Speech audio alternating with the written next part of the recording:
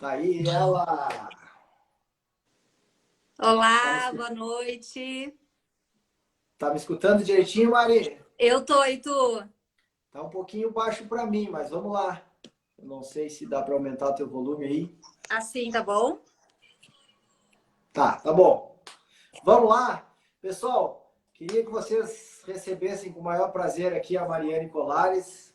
Além de uma profissional de alto gabarito, ela é a minha amiga do coração também. Ela é esposa do Joel, que é o meu amigão. Tem uma família linda, os filhos, o Arthur e a Antônia. E ela tem propriedade para falar no assunto hoje sobre dependência química. Então, Mari, muito obrigado pela tua disponibilidade do tempo, né? Participar conosco hoje aqui. E seja muito bem-vinda e começa contigo agora. Conta a tua história, como é que tu chegou na psicologia, como é que tu entrou nessa área. Boa noite. Então, primeiro, já quero te agradecer, muito obrigada. Quero te dizer também que é a minha primeira live, então pega leve, tá? Por favor. Obrigada aí pela tua introdução também. A tua família é muito linda e nós somos amigos do coração. Bom, a minha trajetória, né? Eu fiz, como tu falou, eu fiz psicologia lá na Urcamp, em Bagé, minha cidade natal. E Santa Maria eu elegi como a minha cidade do coração. Fazem 22 anos que eu moro aqui e há 14 anos eu trabalho com dependência química. É um trabalho que no início foi bem difícil, bem frustrante. Hoje em dia eu amo, né? Eu gosto muito de fazer o que eu faço, então acho que eu vou conseguir, né, passar um pouquinho disso para vocês. Qualquer, né, pergunta, fiquem à vontade. E é um tema bastante difícil ainda, né, para as famílias brasileiras e famílias do mundo inteiro, mas a gente tem que conversar sobre isso, tem que falar sobre isso, porque informação é, né, a melhor coisa. Então, a gente conversar e informar os nossos filhos, poder ter esse acesso, né, esse canal de comunicação aberto, para que mais tarde a gente não vá sofrer com isso. Maravilha, Mari. É bem isso, então, por isso que a ideia dessa jornada de conhecimento é trazer esse assunto, né, a gente tocar nessas questões, para que esse conteúdo possa chegar a muitas pessoas, alcançar muitas pessoas e que a gente possa, de alguma forma ou outra, ajudá-las, né? A gente estava num curso em São Paulo, agora eu e a Juliana, e conversando com um rapaz lá, que até é de Bagé, aquele que eu comentei contigo, ele falando que a gente precisa falar, né? Precisa colocar para fora a nossa fala, que a partir daí a gente consegue salvar as pessoas, né? Em várias áreas da vida, né? Uhum. Seja pela depressão, pela dependência química, pelo suicídio, seja por qualquer área da nossa vida. Então a gente precisa falar, porque a gente falando a gente consegue salvar alguém, né? E me tocou muito essa frase dele lá. Mário, eu não posso começar sem antes a nossa live, sem pedir para o pessoal que está participando agora, se já está gostando da live, colocar o dedo no coração aí, colocar o dedo no aviãozinho, mandar para 21 pessoas essa live, que ela tá sensacional hoje. Já tem uma galera entrando aqui, depois eu vou passar o nome. Mari, então a primeira pergunta que eu vou te fazer que é a minha assim, ó. Existe vários tipos de drogas, né? Tanto ilícitas e entorpecentes. Como é que funciona? Qual é a classificação dessas drogas? Como é que classificamos? Como é que vocês classificam elas? Tá. Então, assim, em relação à classificação, já a gente tem dois tipos de classificação. Uma sobre o ponto de vista legal, tá? E a outra sobre o ponto de vista dos efeitos no sistema nervoso central. Então, em relação ao ponto de vista legal, nós temos as drogas lícitas, né? Que são aquelas comercializadas de uma forma legal. Aí entram cigarro, né, o tabaco, o álcool, apesar de o álcool ser proibido, né, até 18 anos de idade, a compra, né, a comercialização até 18 anos, mas ainda assim, acima dos 18 anos, há uma comercialização legal. E tem as drogas ilícitas, que são as proibidas por lei, né? A comercialização proibidas por lei. Então, em relação ao ponto de vista legal, são essas duas classificações. Depois nós temos sobre o ponto de vista dos efeitos no sistema nervoso central, que então são três tipos, né? As drogas depressoras do sistema nervoso central, as drogas estimulantes do sistema nervoso central e as drogas perturbadoras do sistema nervoso central. Então, aí, para trazer exemplos, as depressoras, né? O álcool é uma droga depressora da atividade mental. Então, tu utiliza o álcool na hora, ele te dá, né, um efeito assim mais de festa e mas depois ela causa depressão, né? Então, é depressora do sistema nervoso central. As drogas estimulantes, nós temos aí como exemplo a cocaína e o crack. São drogas estimulantes do sistema da atividade mental. E como droga perturbadora do sistema nervoso central, nós temos a maconha, né? Perturbadora porque causa alucinações, delírios, né? Então, são essas duas classificações, sobre o ponto de vista legal e sobre o ponto de vista dos efeitos no sistema nervoso central.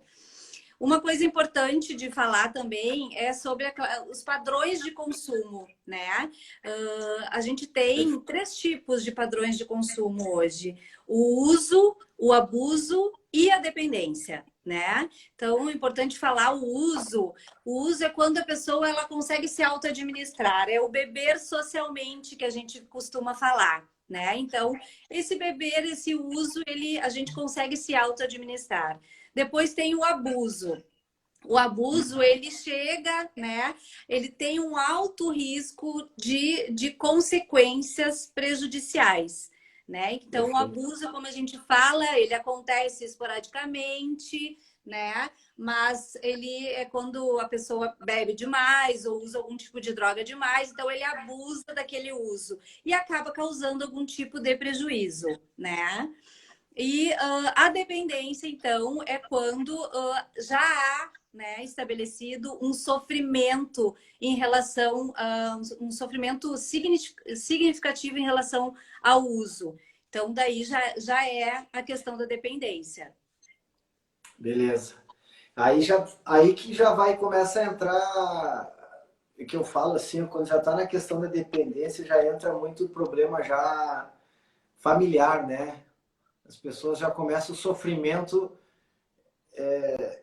a alcançar várias camadas da família, né? E isso acontece muito devagar, já. Principalmente no alcoolismo, isso acontece muito devagar, porque como o álcool né, ele é aceitável socialmente, então isso acontece assim, a gente costuma receber pacientes já de 20, 30 anos de uso de álcool, e só nesse período que vai sentir os prejuízos, né? Então a gente tem que ficar atento desde o início, como é que é o padrão de uso dessa pessoa, para poder, né, já ir orientando, já poder ir fazendo alguma coisa. Maravilha, Mari. Deixa eu pedir para o pessoal que está participando da live colocar o dedo no coração aí, se está curtindo essa live, né? É um tema bastante relevante que eu gosto, pertinente, assim, que às vezes não é muito debatido nas rodas de fim de semana, vamos dizer assim, no churrasco, né? Por isso que é legal da gente estar tocando esse assunto. Então coloca o dedo no avião aí, na asa delta ali embaixo, ó. Dispara para 21 pessoas essa live, faz bombar o coraçãozinho aí. Mas, assim, ó, sobre as drogas, existe algum motivo principal que leva essa pessoa? Claro que é tudo um processo, né? A gente começa a evoluir, né? Do uso ao abuso até a dependência química, né? Mas existe um motivo, às vezes, principal que cause essa dependência, que leva essa dependência, né? Na verdade, não existe um motivo, né? São vários motivos. A gente costuma chamar que são múltiplos fatores, né, que levam à dependência química. Então, existem fatores que ao mesmo tempo eles são fatores de risco e fatores de proteção. Ao mesmo tempo, né? Então, assim, por exemplo, a cadeia genética, né? Então, assim, pais alcoolistas, pais usuários de droga, mães alcoolistas, avós, tios, né? Então, a cadeia genética pode ser um fator. As relações, as interações, né? No seu convívio ali das Eu relações tô trancando, tá familiares, travando. as relações interpessoais. Então, quem são essas pessoas que ele costuma conviver, se relacionar, as oportunidades de contato com essas substâncias, né? Então, tem pessoas que têm mais oportunidades de contato do que outras. As sensações, né, do efeito dessa droga, né? Depois que experimenta, por exemplo, tem pessoas que a sensação não é muito boa, né? Que não gosta, daí não vai experimentar de novo, não vai usar de novo. Tem outros que gostam já na primeira vez e aí já vão procurar outras vezes. A questão também cultural, né? A cultura daquela família. Então, todos esses fatores, eles podem ser fatores de risco ou de proteção. Eu vou dar um exemplo. Uma pessoa tímida, por exemplo. Então, a pessoa tímida, ao mesmo tempo que talvez ele seja uma pessoa mais introvertida, uma pessoa mais quieta, que não se relaciona muito, essa pessoa pode não ter, né, oportunidades com o contato com a droga, então pode não usar. Mas, ao mesmo tempo, uma pessoa tímida, para poder se soltar, para poder, né, se relacionar melhor, para poder se encorajar, né, de poder se relacionar com as Perfeito. pessoas, pode usar, né, a droga e pode, né, atingir a dependência. Então, por isso que eu digo, né? Os mesmos fatores podem ser de risco ou de proteção. Então, a gente precisa conhecer esse paciente, a história desse paciente, né? A história dele com a droga, para então poder saber quais são realmente os motivos que levaram ele a essa dependência.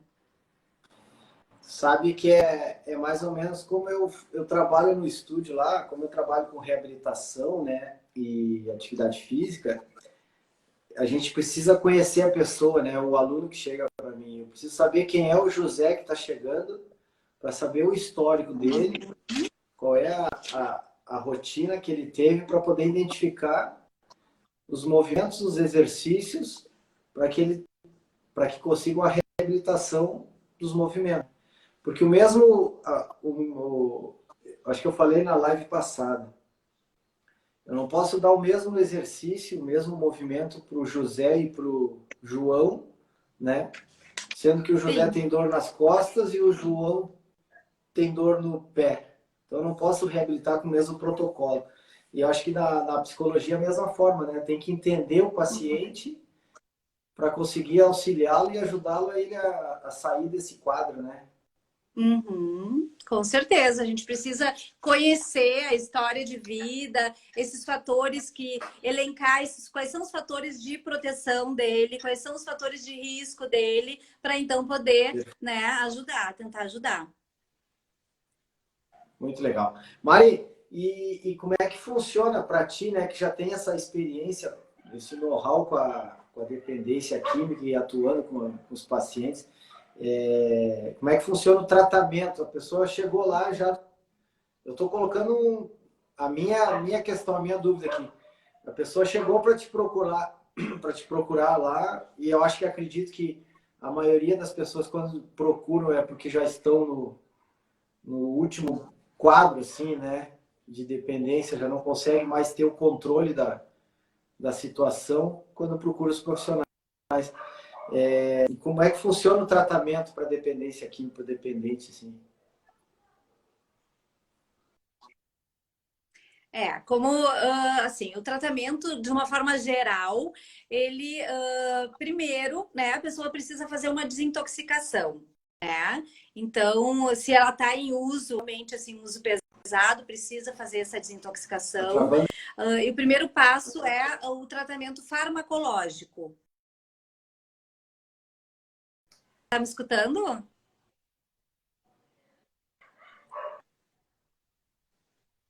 Tá me Tô. escutando? É que deu, Ah, tá. deu uma trancada, eu acho. Tu tá trancando um pouco para mim. É, pra mim é tu. Ah, pessoal, vamos colocar aí se tá certo, se tá tudo certo, se tá travando. É, tá Isso. travando um pouco. É, Cris, tá travando um pouco. Mas vamos lá. A Ju tá escutando normal. Então vamos lá. O primeiro passo, então, é o tratamento farmacológico, né? São algumas medicações, porque quando a pessoa decide parar de usar, o corpo dela vai sentir falta daquela substância, né? Então, o corpo vai reagir com alguns sintomas desagradáveis, como ansiedade, insônia, irritabilidade. Então, esses sintomas vão aparecer. Então, a medicação, ela vai atuar nesses sintomas, no sintoma que a gente chama. Né? Quando a pessoa decidiu parar ou diminuiu com o uso, mesmo assim o corpo vai reagir e vai sentir falta. Depois, então, a questão né?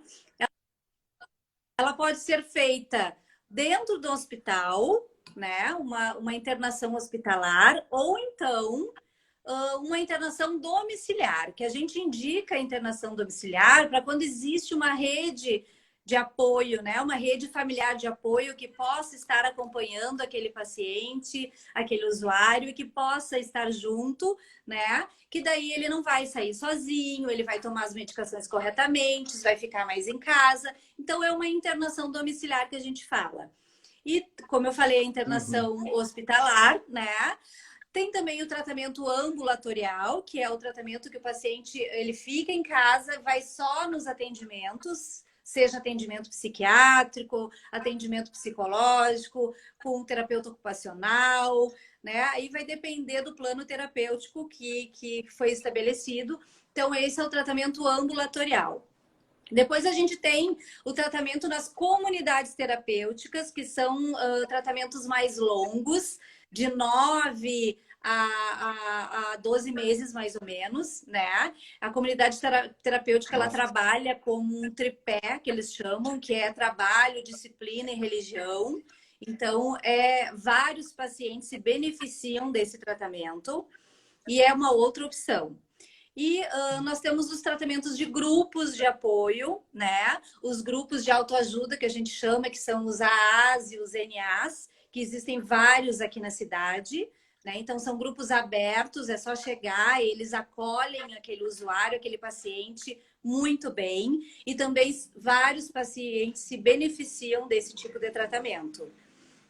Existe também a redução de danos, né? Que é um tratamento onde a gente consegue reduzir as consequências e os prejuízos, né, do uso. Então, o paciente, ele não para totalmente, né? Ele toma algumas atitudes, monta algumas estratégias para reduzir os danos daquela substância. Então, hoje em dia, são esses os tratamentos, né, que a gente tem para oferecer. E em relação à minha parte, né, que é o tratamento psicológico, né, eu trabalho na linha cognitivo-comportamental, então, basicamente, assim, é uma entrevista no início, uma entrevista motivacional que a gente diz, que ela serve para conhecer, né, o histórico e a história do paciente, a relação dele com a droga, e também serve como um estímulo, né, a essa mudança de comportamento. Quando ele decide parar, decide fazer, modificar esse comportamento, então a gente entra com essa ajuda, assim, de estimular essa mudança de comportamento. Depois, então, a gente vai para uma intervenção breve, que é o estabelecimento de metas, a identificação, como eu falei, dos fatores de risco, de proteção, estratégias para prevenir recaídas, né? Então, daí a gente vai montando, né? Claro que isso não é num primeiro encontro, são vários encontros, né? É um E aí processo, né? é um processo, e isso depende muito, né, da motivação do próprio usuário para essa mudança. Então, e por fim, né, a gente passa para a parte final, que é a questão da mudança de crenças e de pensamentos que esse usuário tem em relação à droga. Porque muitos acham que eles estão frágeis e acham que não conseguem mudar esse comportamento, que a droga está tomando conta da vida deles. E aí a gente faz o processo inverso, né? Começa a rever esses pensamentos e essas crenças que esse paciente tem em relação à droga. Sabe que eu tenho uma frase que eu digo assim, ó, a gente tem que estar sempre mantendo o foco, né? Sempre buscando o alvo, né? Em todas as áreas da vida. E quando a gente perde esse alvo, esse foco, eu costumo dizer que a gente acelera para o lado contrário, né? Então a gente está indo para uma direção A e se perdeu o foco, se concentrou.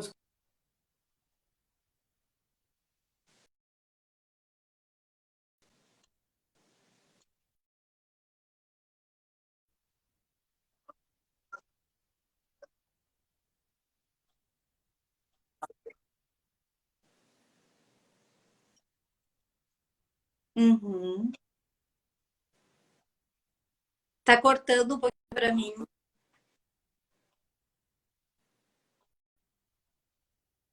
Eu vejo que tem bastante coraçãozinho bombando aqui.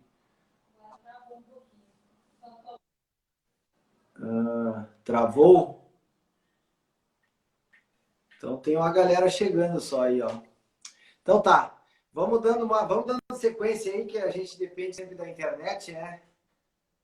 E já aproveita e manda essa live para 21 pessoas no aviãozinho ali embaixo ali, que a gente já é 9 horas, eu não posso tomar muito tempo da doutora Mariane aqui, que o tempo dela é valioso, né? Mari, para a gente ir encaminhando para o final, assim, ó, existe... Travou de novo? Não? Tá bom. Tá bom? Quando as pessoas procuram, né, chegam lá para te procurar para o teu auxílio profissional, mas eu costumo dizer que os familiares também precisam de tratamento, né, Mari? Não é só o usuário, só o dependente, né? Os familiares também precisam estar juntos ali, né? Como é que Uhum. funciona? É por aí? Bem importante isso, já já. É muito importante cuidar desse familiar, né? Dessa família no geral, desse núcleo familiar, porque eles acabam adoecendo juntos, né? E eles não se dão Isso. conta. E eles não sabem se estão fazendo certo, se estão fazendo errado, se estão ajudando, se estão prejudicando. Então, eles vêm muito perdidos, sem saber o que fazer. Tem familiares que acabam dando dinheiro, né, a droga, porque daí ele fica familiares que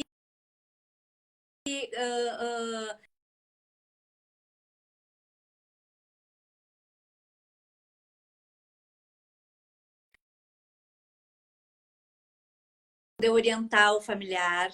Hoje em dia a gente tem grupos, né? Agora, A maioria,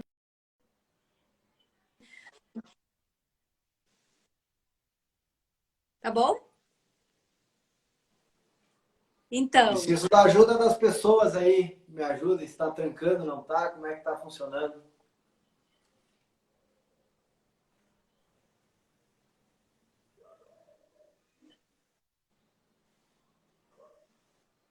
Vamos lá.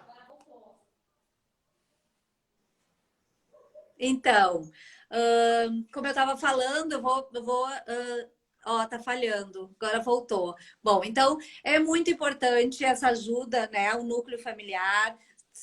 Eles vêm muito perdidos, né? Querendo ajudar o seu usuário, o seu dependente, e às vezes acabam, em vez de ajudar, acabam atrapalhando. E eles mesmos sentem isso, né? Essa dificuldade, o que fazer, né? O que é correto fazer, o que não é correto fazer. Então, assim, é importante esse cuidado, é importante estar ouvindo esses familiares, seja pai, seja mãe, seja esposo ou esposa, seja filhos, né? Então, a gente precisa ter esse espaço, porque eles acabam adoecendo junto. É como a gente fala, eles se tornam codependentes, né? E às vezes, e a maioria das vezes, não é só o usuário, né? O que causa os problemas. É a família como um todo, é a dinâmica familiar que está desorganizada e que acabam levando, né, aquele usuário ao uso da droga. Não que seja uma justificativa, mas isso acontece bastante. A válvula de escape que aquele usuário achou, né? Então, às vezes é a dinâmica familiar que está assim bem confusa, bem complicada e que acaba atrapalhando. Perfeito, Mari. Sensacional as suas colocações. Eu vejo isso da mesma forma com as pessoas que têm diabetes, né? Eu enxergo isso. Aí ele tem que restringir toda a alimentação dele, mas o resto da família segue comendo a mesma coisa, né? E aí nos encontros familiares só ele come salada e o resto da família come normal e isso não casa, né? Então a família tem É, que entender, né? que bom esse teu exemplo, porque é bem isso, a diabetes, assim como a dependência química, é uma doença É, crônica. Ela não tem é, cura, mas tem tratamento, tem controle, né? Então a dependência é a perfeito. mesma coisa, não tem cura, tem controle. E é bem como tu falou, agora eu tenho um pai, meu pai é diabético, e é bem isso, né? Toda a família segue vida normal e eles, né, acabam cheio de restrições. É, E é a mesma coisa na dependência química, né? Às vezes, em festas de família, tem famílias que sim, que acabam se abstendo de comprar bebida alcoólica porque tem um dependente em casa. Mas outras famílias não, segue a vida normal, né? Mas a gente não pode cobrar isso da família. Isso faz, né? Isso aí é cada família que vai organizar como que vai ser, né? Também não é correto, porque aquela parte da família tem problemas com álcool ou com outro tipo de droga, né? No álcool, na verdade, e que a família toda não vai usar socialmente, em festas, né? Então, é complicado realmente, né? Mas a gente precisa dar essa orientação, a gente precisa dar esse espaço para o familiar poder falar, porque ajuda muito no tratamento do próprio dependente, né? A gente poder fazer esse link com a família é muito importante para o próprio dependente, para o sucesso no tratamento desse dependente. perfeito, doutora Mariane Colares. Tem uma pergunta aqui, ó, da Cristiana. Mari, como identificamos quando a pessoa é alcoólatra? Como podemos ajudar? Mas antes de tu responderes, né, o pessoal que está conosco na live, que coloca o dedo no coração, faz barra, coloca o dedo no avião, manda para 21 pessoas que ela vai responder agora para a Cristiana lá. Como identificamos quando a pessoa é alcoólatra e como podemos ajudar, Mari? Contigo. Bom, a gente precisa, né, conhecer o padrão de uso dessa pessoa. Se realmente essa pessoa usa, né, todos os dias, porque a gente tem alguns critérios para estabelecer se é dependente ou não, né? Esses critérios, por exemplo, a tolerância. Quanto tempo ele consegue ficar sem bebida alcoólica? Ele consegue 2 dias, 3 dias, uma semana? Quanto tempo? Ou quanto ele fica sem usar a bebida alcoólica, né? Outro critério importante, a questão da quantidade. Ele vem aumentando a quantidade, ele vem, né? No início ele estava usando, sei lá, uma cerveja, duas, e hoje já está usando 5, 6, né? E de um espaço de tempo curto. Então, assim, tolerância, a quantidade. A frequência também é importante saber. É todos os dias, não é? Vem aumentando esse uso. Antes era só final de semana, agora já é na quarta-feira. Antes a gente tinha um futebol na quarta-feira, hoje não tem mais, né? Então, antes era só final de semana, agora é quarta-feira, depois passa para quinta, quarta, quinta e sexta. Então, a gente tem que ver também a questão da frequência E por último, a questão da abstinência, né? Se ele fica sem usar, o comportamento dele, como é que fica? Ele fica irritado, ele fica ansioso, ele sente falta. Então, são essas características que a gente tem que observar. Quem mora junto, quem convive junto com essa pessoa consegue observar essas questões, né? E como ajudar? Buscar todos esses tratamentos que a gente tem para oferecer, né? Seja uma internação para desintoxicar, seja o tratamento ambulatorial, seja, né, uma comunidade terapêutica. Mas, em primeiro lugar, é sentar e conversar, né? Conversar, explicar o que tu tá percebendo, o que modificou, porque às vezes o próprio dependente não se dá conta, né? Às vezes eles mudam totalmente a rotina de vida deles, deixam de jogar o futebol, deixam de visitar a família, deixam de fazer viagens para poder ficar utilizando, seja o álcool, seja outro tipo de droga. E é aí que entra a atividade física, já. Que é uma coisa que eu sempre oriento os meus pacientes, né? Nessa mudança de hábito, quando eles vêm procurar ajuda, tem que existir uma mudança de hábito, uma mudança de rotina na vida desse dependente, porque ele acaba vivendo em função do uso, né?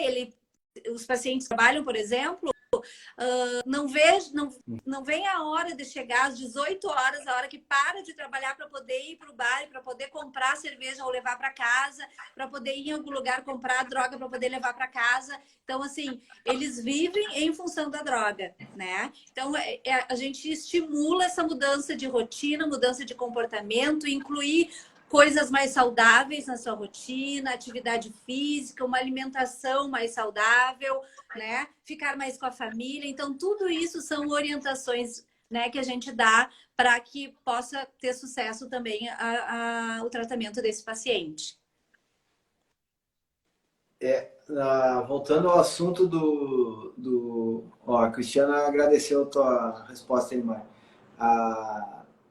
No curso que nós estávamos fazendo, o cara, outra pessoa deu um depoimento lá no case, que a pessoa era sobre dependente de alcoolismo, assim, ó. E ele agora me chamou a atenção que ele saía da empresa, né, e ia pro bar beber e deixava, né, filho de 1 ano, para poder tomar cachaça, cerveja no bar. E existe muita questão, até eu vou tocar nesse assunto, mas às vezes é bom falar, às vezes botar o dedo na ferida, né? E depois que ele se viu que aí a mulher abandonou ele, né, com o filho, que ele ficou sozinho, aí ele perdeu o emprego, isso foi o case do cara contando lá. Que aí depois que ele estava literalmente na merda, o que acontece? As pessoas aí tentam um suicídio, né? Só que a gente pode, em vez de deixar chegar lá naquele estágio último, né? A gente já pode começar a mudar hábitos, né? Claro que é muito fácil falar de fora, mas existe profissionais para ajudar, né? Tem uma gama de profissionais capacitados para ajudar, né? Basta a pessoa querer mudar hábitos. Uhum. Com certeza. Uhum. Eu tenho um dado aqui da Associação Brasileira de Estudos de Álcool e Drogas, que o alcoolismo atinge em torno de 12,4% da população, né? Um número bem alto. E ele é bem como eu falei, assim, ele é uma doença que demora para a pessoa sentir prejuízo, né? Como tu falou e como o relato dessa pessoa, geralmente acontece isso, né? Então, assim, com o uso, ele vai perdendo o emprego, vai perdendo a esposa, vai perdendo os filhos e aí acaba, né, caindo em depressão. Eu não falei das comorbidades que a dependência química pode ajudar a pessoa a desenvolver, né, doenças assim como depressão, ansiedade, transtorno bipolar, esquizofrenia. Então, assim, por exemplo, o uso de maconha ou outras drogas na adolescência, quando o uso é muito grande, pode acontecer, né, de trazer danos para o cérebro desse adolescente e vir a desenvolver algum transtorno mental mais tarde, né? Então, Uhum. é bem grave isso. Então, um alerta aí, né, para os pais que não adianta a gente querer, né, conversar sobre isso lá quando a gente já está com problema, né? Então, a gente precisa, desde o início, quando as nossas crianças são pequenas, falar, claro que na linguagem deles, à medida que for surgindo as oportunidades, falar sobre os malefícios. Porque na adolescência, quando forem oferecer para os seus filhos, eles não vão falar as coisas ruins que a droga traz. Bem pelo contrário, eles vão falar sobre a satisfação, sobre o prazer que a droga traz, né? Então é importante que essa informação eles tragam de casa. Quais os prejuízos, né, que eles vão ter com o uso? Então é importante esse canal de comunicação desde cedo, que a informação correta eles têm que trazer de casa, né? E aí que é o diálogo tem que estar sempre presente nas famílias, né? Uhum. Isso aí. Mari, assim, ó, para a gente ir finalizando, né? Não posso deixar de te agradecer mais uma vez a todos os participantes que estão na live conosco aqui. Eu gostaria que para a gente ir encerrando, tu deixasse uma mensagem para as pessoas que estão na live aqui, as tuas palavras, e deixa o teu contato, deixa a tua. Para quem quiser seguir a Mari, né? Deixa o teu Instagram aí, se alguém tiver mais perguntas, para que até eu e você possa responder depois no privado, né? Mas fala aquela palavra do coração para as pessoas que estão nos escutando agora. Teu momento de brilhar, né, Mari? E mais uma vez as pessoas que estão presentes aqui, muito obrigado por estar conosco nessa live. Essa é a jornada do conhecimento. Mari, contigo então. Tá bom. Não, o que eu gostaria de deixar, né, como mensagem é isso, as pessoas não se apavorem, né? Porque eu acho que todo familiar tem, mesmo que não fale, tem um dependente químico na família, né? Seja mais longe, né? Mas tem um dependente químico, então assim, é importante, como a gente falou no início, falar, né? Se mostrar aberto para falar sobre o assunto, né? Não julgar a pessoa, né? Ouvir quais são os motivos dessa pessoa, né? Porque às vezes as pessoas se fecham e a gente ouve muito lá no trabalho isso, que eles se identificam com a gente porque a gente consegue ouvi-los e escutá-los, né? Não é o que os familiares querem escutar ou querem ouvir. Né? Então, ali a gente consegue realmente escutar de coração aberto, poder se colocar no lugar do paciente e poder sentir aquilo que ele está sentindo. Né? Então, eu acho que é mais isso, é a comunicação, é o diálogo, é poder ouvir o seu familiar, poder escutar o seu familiar e não julgar, né? E procurar ajuda. Então, assim, hoje a gente tem em Santa Maria 2 CAPs, álcool e drogas, né? É um serviço público, não precisa pagar nada, é uma equipe multiprofissional, tem médico psiquiatra, tem psicólogo, tem enfermeiros, tem terapeuta ocupacional. Então, assim, é uma rede, né, de profissionais, é uma equipe de profissionais multi que está preparada para atender esse usuário e a sua família. Né? Então, o CAPS que eu trabalho é o CAPS Caminhos do Sol. Qualquer coisa, Muito então, podem me legal. procurar.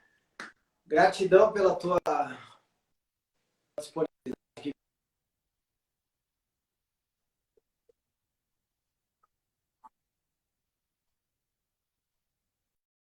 Sim, tá bom.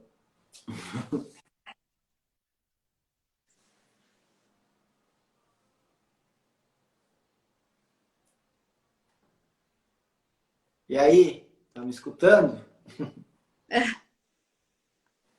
Tá Mas é travando um isso, Mari. pouquinho, mas dá para escutar. Então tá legal. Mari, muito obrigado. Gratidão de coração pela tua disponibilidade nessa quarta-feira à noite aqui, né? E beijo nas crianças aí, beijo no Joel, que daqui a pouco tá chegando, né? De volta. E quem sabe a gente se encontra para outra live, se o pessoal gostar, né? Acho que gostou. Coloque o dedo aí se curtiram o tema de hoje, né? E a gente vai se despedindo agora. Tu pode encerrar aí, Mari. Tu sai no X e ficar que eu vou para o momento ímpar da live agora, que a gente vai para um momento de gratidão e de perdão, que é bem bacana. Tá? Tá Beijo! bom. Beijo!